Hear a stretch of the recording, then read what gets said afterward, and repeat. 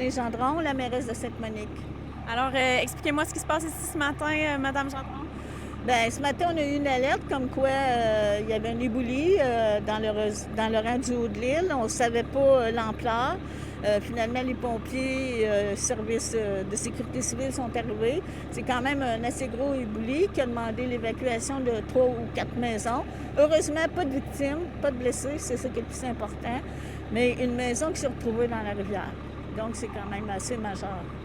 Qu'est-ce qui se passe pour ces gens-là qui ont perdu leur maison actuellement et où est-ce qu'ils sont relocalisés? Bien, c'est sûr que les gens peuvent aller chez des voisins et amis. Beaucoup de gens se connaissent ici, mais on va ouvrir un centre au bureau municipal, le poste de commandement. On va faire des ententes. On a déjà les services de la Croix-Rouge qui pourraient loger les gens, donner aussi certaines allocations pour subvenir à leurs besoins.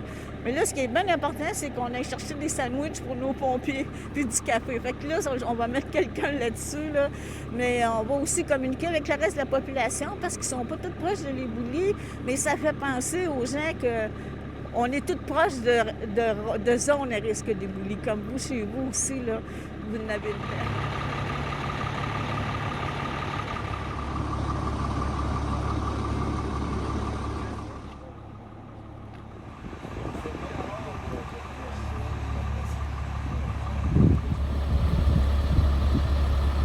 Sylvain Galland, je suis directeur régional de la sécurité civile pour la Mauricie et le centre du Québec.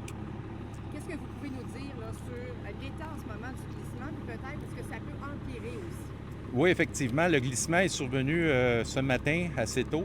Il a entraîné une maison. La bonne nouvelle dans ça, c'est que la maison n'était pas occupée au moment du glissement de terrain. Donc, on n'appréhende pas qu'il y ait de victimes à ce moment-ci, ce qui est une bonne nouvelle. Le mouvement de terrain va continuer à s'agrandir là, à cause des conditions qui sont présentes actuellement.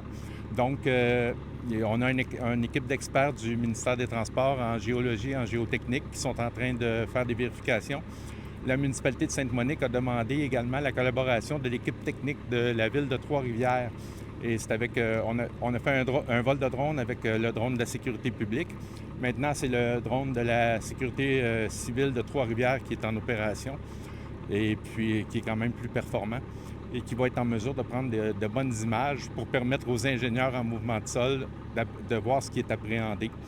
Ce qu'il faut savoir, c'est qu'il y a une maison qui a été emportée dans le glissement. Tous les citoyens qui sont autour du glissement ont été évacués. Il y a 3 maisons qui sont évacuées présentement et puis les services sont tous mobilisés. Pour l'instant, il est trop tôt pour avoir une idée de quand est-ce que ces gens-là vont pouvoir réintégrer leur maison, si c'est le cas éventuellement. Absolument, il n'y a pas de réintégration qui sera prévue aujourd'hui, ça c'est certain. Donc, il y a des analyses à faire qui devront être plus poussées. Et puis, il n'y a aucune réintégration pour les gens du secteur. Et la route, bien entendu, elle n'est plus là. Donc, on s'attend à ce que ça prenne un bon moment avant que la situation reprenne son cours normal.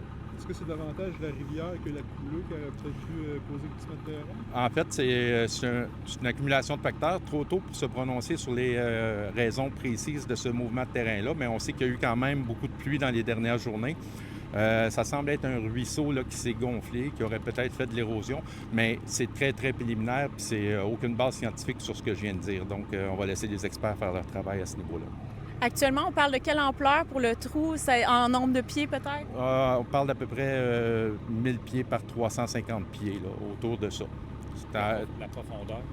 Profondeur, on m'a parlé d'une hauteur, puis je dis ça sous toute réserve, là, ça se peut que ça soit pas juste, là, mais on m'a parlé d'une hauteur d'à peu près 80 pieds à certains endroits. Ça pourrait continuer de s'empirer.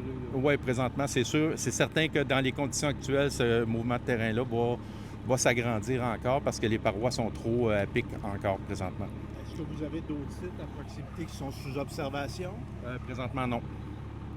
Le secteur de Sainte-Monique, c'est un secteur qui est connu pour des glissements de terrain. De cette ampleur-là, c'est assez peu fréquent, mais c'est un secteur là, qui est sur de l'argile sensible, donc c'est des choses qui peuvent survenir. D'ailleurs, on invite les gens principalement là, dans cette période-ci, des périodes printanières, de s'assurer lorsqu'ils vont sur leur terrain où est-ce qu'il y a des talus d'une hauteur de plus de 3 à 4 mètres, de signaler rapidement à la municipalité s'il y a des affaissements d'arbres, des craques qui apparaissent dans un terrain, mais ça prend vraiment un talus là, pour que ça soit présent.